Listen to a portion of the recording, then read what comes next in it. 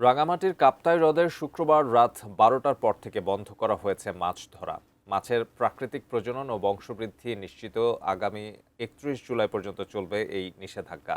এ বিষয়ে আরও খবর জানাতে বিএফডিসির অবতরণ ঘাট থেকে যুক্ত হচ্ছেন প্রতিনিধি ইমতিয়াজ কামাল ইমন।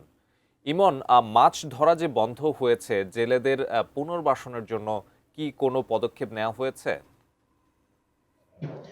তারিক, আপনি যেমনটি বলছেন যে দক্ষিণ এশিয়ার সবচেয়ে বড় যে কৃত্রিম হ্রদটি রয়েছে রাঙামাটির কাপ্তাই হ্রদ, এই কাপ্তাই হ্রদে আগামী ৩ মাসের জন্য কিন্তু এখানকার যে মাছের প্রাকৃতিক প্রজনন এবং বংশবৃদ্ধির জন্য কিন্তু মাসে এই বন্ধ থাকে। আর এই বন্ধকালীন সময়ে কিন্তু এখানকার যে লেকের যে মৎস্য আহরণ এবং বাজারজাতকরণ, সেই সাথে কিন্তু পরিবহনও একেবারে নিষিদ্ধ থাকে।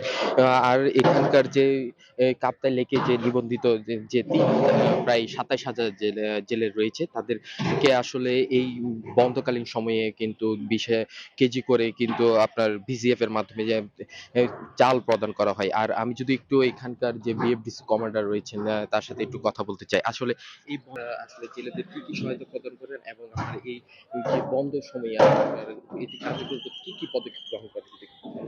হ্যাঁ, আপনারা জানেন যে গতকাল রাত ১২টা থেকে মাছ ধরা বন্ধ হয়েছে আগামী ৩ মাসের জন্য। তো এই ৩ মাসে যে আমাদের যে জেলেরা মাছ ধরে তাদের জিনিসটা বিবেচনা করে আমরা ভিজিএফ চাল দেওয়ার পদক্ষেপ গ্রহণ করেছি প্রতি বছরের মতোই। আগামী মাসের ১ম সপ্তাহে একটি উদ্বোধনী অনুষ্ঠানের মাধ্যমে এবং প্রতি জেলাকে আমরা ২০ কেজি করে ভিজিএফ চাল বিতরণ করব।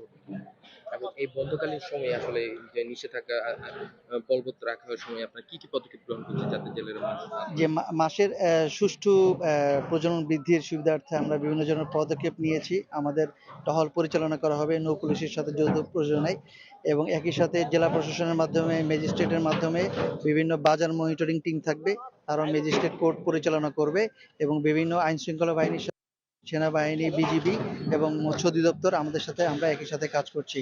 আর মানুষজনকে অ্যাওয়ার করার জন্য আমাদের অলরেডি বিভিন্ন প্রচারণা, লিফলেট বিতরণ, ব্যানার এবং বিভিন্ন মাইকিং এর মাধ্যমে আমরা সকলকে অবহিত করছি।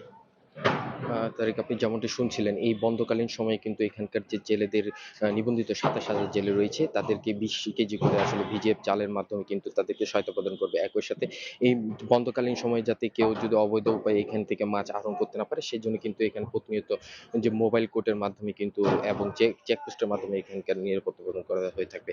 তো সব মিলিয়ে এই ছিল আমার কাছে রাঙামাটি থেকে। তারিক।